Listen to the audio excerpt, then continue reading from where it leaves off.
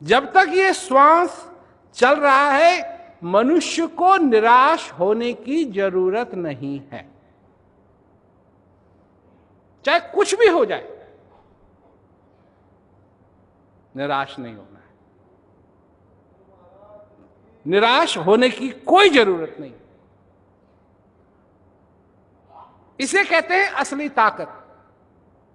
यह है असली ताकत। क्योंकि अच्छे अच्छे भी निराश होकर के चले जाते हैं, पर मनुष्य की असली ताकत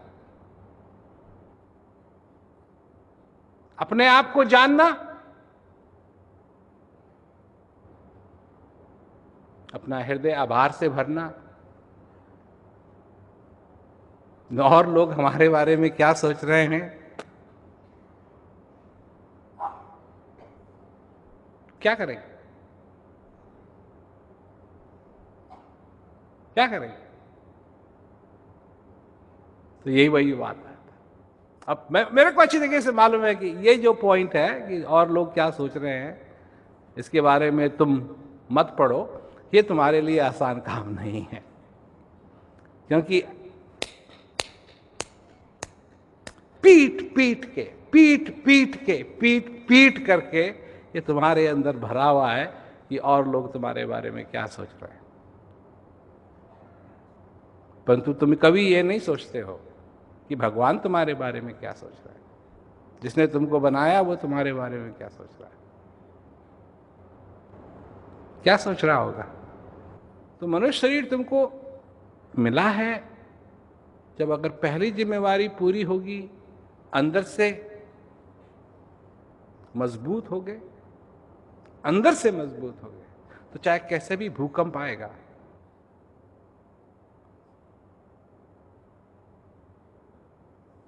नेपाल में भूकंप आया, बड़ा भूकंप, तो जिन्होंने मकान ठीक ढंग से नहीं बनाए हुए थे सब गिर गए। और जो वहां जन भोजन के लिए जो फैसिलिटी बनी थी नेपाल में, उस इलाके में सबसे ज्यादा अर्थक्वेक का प्रभाव था, और वहां सिर्फ दरार आई दीवालों में, बस, क्योंकि वो मजबूत बना हुआ।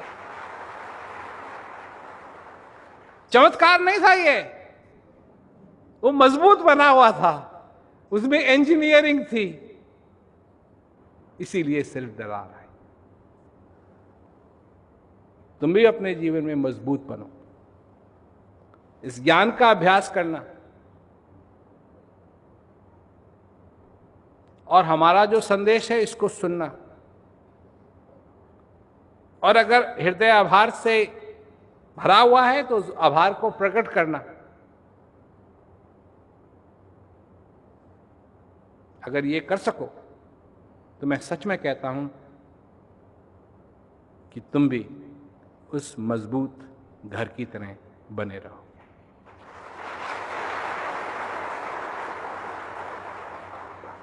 जो घर मजबूत है, 1000 साल पहले भी लोग उसके छत के नीचे सोते थे, और आज भी उसके छत के नीचे सो सकते हैं। चाहे जमाना बदल जाए, जो आश्रय घर देता है वो देता रहेगा। ये घर की मजबूती की बात है, चाहे कोई आए। अब यहां देखने को मिलती है ना बिल्डिंगें, जो कितनी पुरानी हैं, 400, 500, 600 साल पहले बनी हुई हैं। अब जब 600 साल पहले कोई उन बिल्डिंगों में रहता था, उसको क्या मालूम था कि कभी सेल फोन भी होगा। परंतु चाहे चिट्ठी लिख रहा था वो दिए को लेकर के, दिए की रोशनी से, या वो सेल फोन कर रहा है आज, आज के आदमी को भी वो आश्रय दे सकता है, और उस जमाने में उस आदमी को भी वो आश्रय दे सकता है, क्योंकि वो मजबूत बना हुआ है। और अगर मजबूत रहा तो 100 साल और चलेगा, 200 साल और चलेगा। मजबूत बनो, अपने अंदर अपने आप को जानना, उस मजबूती को बनाना, और मजबूत रहे तो फिर ये छोटे मोटे भूकंप जो आते रहते हैं, इनसे तुम परेशान नहीं हो। ये बहुत जरूरी बात है। कोई कहता है कि जी मैं प्रचार करना चाहता हूं, मेरी उनसे सबसे बड़ी सलाह है, सबसे पहले आप मजबूत बनिए। सबसे पहले आप मजबूत बनिए। जितने आप मजबूत बनेंगे उतने ही आप और कर सकेंगे, जितने आप कमज़ोर रहेंगे उतना ही आप कम कर सकेंगे।